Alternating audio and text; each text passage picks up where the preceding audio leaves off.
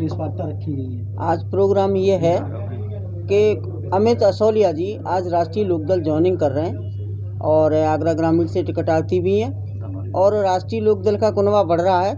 हर एक गरीब, मजदूर, व्यापारी, बहुत बड़े कॉन्ट्रैक्टर भी हैं ये, तो सबका जो है, सब पढ़े लिखे लोग, बुद्धिजीवी लोग, गरीब लोग, हर आदमी समझ चुका है, पूरी जनता समझ चुकी है, सर्व जाति समझ चुकी है कि राष्ट्रीय लोकदल में हमारे माननीय राष्ट्रीय अध्यक्ष चौधरी जयंत जी के मन में एक भाव है कि हर एक जाति को, गरीब मजदूर को साथ लेके काम करना है।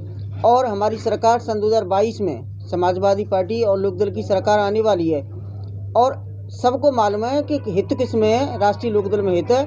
राष्ट्रीय लोकदल ही गरीब मजदूर का सबका भला कर सकती है। तो अमित असोलिया जी का बहुत बहुत स्वागत है लोकदल में और बहुत बहुत बधाई इनका, इनके सहयोगियों का। और पिछले 88 से कंटिन्यू वो लोकदल में है मेरे फादर। तो ये सिर्फ जो अभी चुनाव आ रहा है इसलिए आपने ज्वाइन कर लिया कि प्रेरित है इस पार्टी से इसलिए ज्वाइन नहीं, किया? मैं पहले से ही था, लेकिन सक्रिय भूमिका से अब चालू हो गया हूँ। सक्रिय अब सक्रिय हुए, सक्रिय चुनाव को देखते हुए? नहीं, चुनाव से नहीं, पहले से ही सक्रिय हूँ मैं। मीडिया से तो आप अब रूबरू हुए ना, इसलिए तो अब बिल्कुल क्षेत्र में, मैं पहले दिल्ली में सक्रिय था, अब क्षेत्र में आके सक्रिय हो गया हूँ। दिल्ली, आगरा, सब जगह सक्रिय अपनी भूमिका निभाना शुरू कर। ग्रामीण क्षेत्र से आप आते मतलब देखेंगे वहाँ से आ रहे हैं, तो क्या वहाँ के मुद्दे हैं सर? हाँ, मुद्दे हैं। जैसे कि कल धनौली में एक महिला जो कि नाले के लिए धरने पे थी पिछले 80 दिन से, और कल उनकी अचानक मृत्यु हो गई है। मेरी संवेदना है उनके लेकर, लेकिन मैं सरकार से पूछना चाहता हूँ कि वो 80 दिन से धरने पे थी और सरकार ने उस पर कोई ध्यान नहीं दिया। जो वहाँ पर जल निकासी का जो सबसे बड़ा मुद्दा है, पब्लिक ट्रांसपोर्ट का जो सबसे बड़ा मुद्दा है, मेन जो हमारा जो निकासी है पानी की, जो नालियाँ बननी चाहिए थी, नाले बनने चाहिए। आगरा में स्मार्ट सिटी को लेकर जो पूरा आगरा खोद दिया गया है, कोई स्मार्ट सिटी नहीं है। किस तरह से प्रेस कॉन्फ्रेंस रखी है 2022 के चुनाव? मैं आपको बताना चाहता हूं कि जिस तरह से राष्ट्रीय लोकदल का कारवां बढ़ रहा है और हमारे माननीय राष्ट्रीय अध्यक्ष जयंत चौधरी जी का ये मानना है कि सर्व समाज को जब तक पूरी तरह से राष्ट्रीय लोकदल के साथ जोड़ा नहीं जाएगा तो वो एक पूरी तरह से एक मुहिम भी चल रही है। और जिस तरह से सर्व समाज के लोग आकर्षित हो रहे हैं हमारी इस पार्टी के प्रति और लगातार ये जो कारवां बढ़ रहा है, उसी में हमारे भाई अमित असोलिया जी आज ये ज्वाइन कर रहे हैं। और निश्चित रूप से क्योंकि टिकट एक को ही मिलेगी, किंतु जिस तरह से हमारा कारवां बढ़ रहा है, यदि जिसको भी टिकट जो हमारे माननीय राष्ट्रीय अध्यक्ष जी द्वारा घोषित की जाएगी, उसके साथ हमारा पूरा ये जो राष्ट्रीय लोकदल का जो हमारा आगरा का जिले का जो संगठन है वो पूरी तरह से उसके लिए काम करेगा और उसको विजयश्री दिलवाएगा। 2022 के चुनाव को लेकर बीजेपी नई योजना निकल रही है, जैसे राशन में रिफाइंड चने और बढ़ा दी गए हैं, फिर उनको एक दिया है कि खाते में पैसे भी दिए जा रहे हैं। इसके बारे में क्या कहना चाहते हैं? देखिए, बीजेपी इस काम को चुनाव आने के वक्त ही क्यों कर रही है, क्योंकि उसने अब तक कुछ नहीं किया, गरीबों को छला है और जितने भी वायदे किए हैं ये झूठे वायदे किए हैं, ये आप सभी लोग जानते हैं। इस बार भी इस जो वायदे को किया जा रहा है, हर गरीब समझ रहा है, हर मजलूम समझ रहा है और हर वो पीड़ित व्यक्ति समझ रहा है जिसने धोखा खाया है इस सरकार से।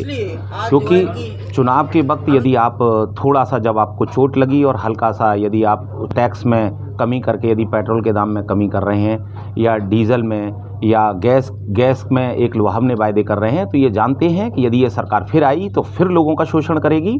और ये मात्र जो 500 रुपया ये इन्होंने मार्च तक के लिए क्यों घोषित किया, सबसे बड़ा इसी के अंदर पैंच फंसा हुआ है। क्योंकि मार्च तक सारे चुनाव खत्म हो जाएंगे, उसके बाद किसी के खाते में कुछ नहीं आएगा। यानी कि इनका केवल मंतव्य इतना है कि ये गरीबों को लुभावने वायदे करके उनका वोट हासिल कर सकें। लेकिन इस बार लोग समझ चुके हैं और राष्ट्रीय लोकदल जिस तरह से एक सर्व समाज की पार्टी के रूप में जो चौधरी चरण सिंह जी की जो नीतियां थी, उस नीति में विश्वास करते हुए जिस तरह से आगे बढ़ रहा है ये कारवां हमारा, वो निश्चित रूप से हम विजयश्री की ओर अग्रसर हैं। और जो हमारा समाजवादी पार्टी के साथ जो गठबंधन है, हम 300 से अधिक सीटों पर विजय प्राप्त करने जा रहे हैं। सर, आज विधानसभा चुनाव को लेकर लोकदल की बैठक की जा रही है, क्या तैयारियां विधानसभा चुनाव की लोकदल की ओर से है? देखिए, आज बैठक नहीं है, आज प्रेस वार्ता है। खटीक समाज के बड़े नेता श्री अमित असोलिया आज राष्ट्रीय लोकदल ज्वाइन कर रहे हैं, सदस्यता ग्रहण कर रहे हैं। और आपकी जानकारी में ये बता दूं कि पिछले 8-10 महीने से लगभग 1 साल होने को आ रहा है। राष्ट्रीय लोकदल में बड़ी संख्या में हर समाज के हर वर्ग के लोगों ने पार्टी ज्वाइन की है।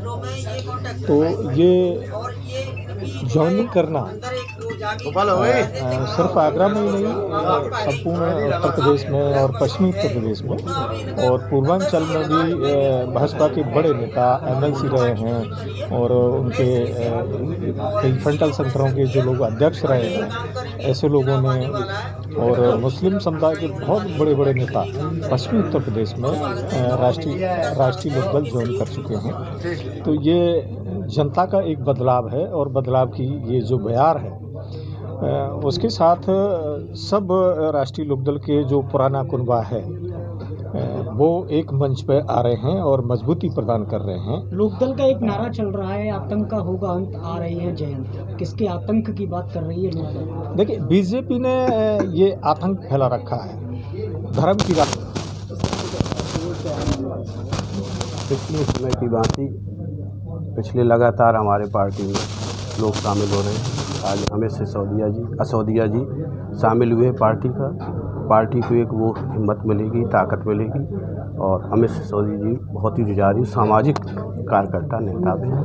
हमारी उनका तहे दिल से हम स्वागत करते हैं अपनी पार्टी में, हमारे परिवार में आने के लिए उनको बहुत बहुत धन्यवाद। आज हमारी पार्टी में अमित सिसोदिया जी पार्टी को ज्वाइन कर रहे हैं और अमित सिसोदिया जी से हमारी पार्टी मजबूत होगी, राष्ट्रीय लोकदल मजबूत होगा और आने वाले चुनाव में 2022 में राष्ट्रीय लोकदल का परचम फहराएगा।